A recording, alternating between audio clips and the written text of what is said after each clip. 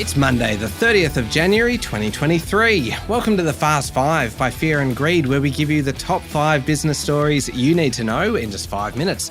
I'm Michael Thompson, and good morning, Sean Aylmer. Good morning, Michael. All right, Sean, 5 stories in 5 minutes. Let's jump straight into it. Story number 1, it is a big week for the property market with auctions coming back over the weekend and figures in a couple of days likely to show another 1% fall in house prices across capital cities. Yes, but at least over the weekend, auction clearance rates were surprisingly strong. There were 700 auctions across the country. That's triple the number of the previous week, though still well below full speed. The preliminary clearance rate across the capital cities was 68%. Now remember, the December quarter last year was at 58%, so that's a pretty good number, 68%. In Melbourne and Sydney, it was 71% and 72% respectively. According to CoreLogic, the downturn has been going on for a year in Sydney and Melbourne, more than 6 months in other capital cities. Basically, vendors, have had time to readjust their price expectations, which in turn has boosted the clearance rate. Now, this doesn't mean that prices are stabilising or certainly not rising. In fact, they're likely to keep falling. Plenty of market watchers still think that there's another 5 to 10% to go. Figures due for release on Wednesday from CoreLogic are likely to show a 1% drop across the capital cities. Just as an interesting note there, after Canberra's median house price went below $1 million last November, it's likely that the figures this week will show that Sydney's median house price has gone below $1 million. The next few weeks will really tell the story. More than 1,300 auctions are expected to be held in the next week across capital cities. It'll be interesting to see how things pan out.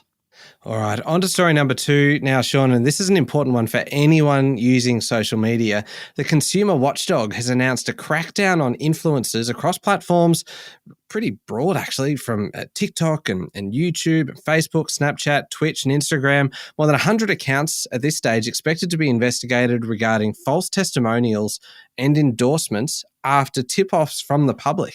Yes, there's been a bunch of them. And the Australian Competition and Consumer Commission said there's about 150 tip-offs from consumers. Now, remember last year, Kim Kardashian was fined $1.7 million by the US regulator. She was promoting a crypto token without disclosing she was paid for it. It's kind of the same thing.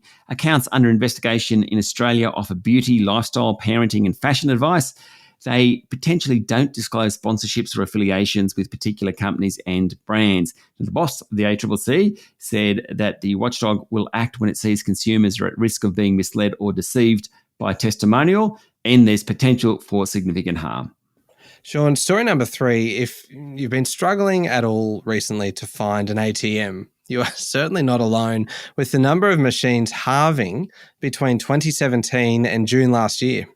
Yes, the number of automated teller machines has gone from nearly 14,000 to less than 6,500. Number of bank branches, Michael, across the country in that period went from 5,700 to 4,000.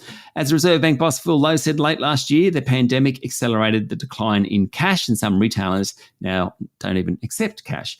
According to the Sydney Morning Herald, Australia's first ATM was installed in Brisbane back in 1977 by the Queensland Teachers Credit Union. They were widely introduced in the 1980s. The number of cash machines actually jumped after 2009. There were changes in that year which allowed companies to charge directly for ATM usage. That's when you had to pay the $2 to get your money out.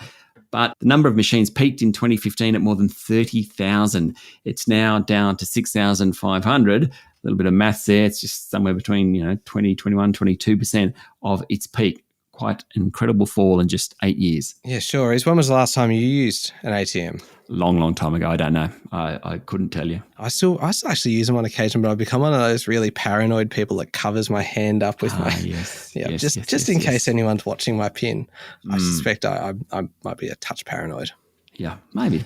Sean, this next story number 4, is an interesting one, particularly if you are studying at uni at the moment, because Beijing announced over the weekend that students there will be forbidden to study online from China at foreign universities, and they must actually return to their overseas campuses. Yes, Beijing put out a statement saying that from now, the special COVID rule allowing international students to remain in China while studying remotely at foreign universities was being withdrawn. The ministry said that from now on, remote study for an overseas university degree will not be accredited by China.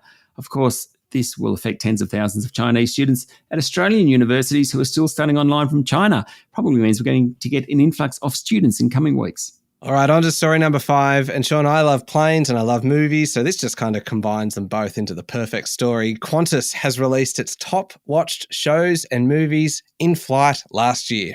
Yes, perhaps appropriately, the top in-flight movie last year was Top Gun: Maverick, which was viewed more than 750,000 times. Now, it only came out in September, so that's pretty good. A couple of other popular movies were Elvis and Falling for Figaro. In terms of TV shows, Succession came in at number 1. That's not exactly a mainstream show, so that's done very well. Followed by Sex and the City. Another show that did very well was The Real Housewives of Beverly Hills. Not sure if you've seen that one, Michael. The top album on board was actually a meditation album. The top pop album was Adele's 30. Oh, there you go. The top 5 business stories in 5 minutes. Thank you, Sean. Thank you, Michael. It's Monday, the 30th of January, 2023. Importantly, please hit follow on the podcast. And if 5 minutes isn't enough, you can find our longer daily show called Fear and Greed wherever you listen to podcasts. I'm Michael Thompson, and that was the Fast 5 by Fear and Greed. Have a great day.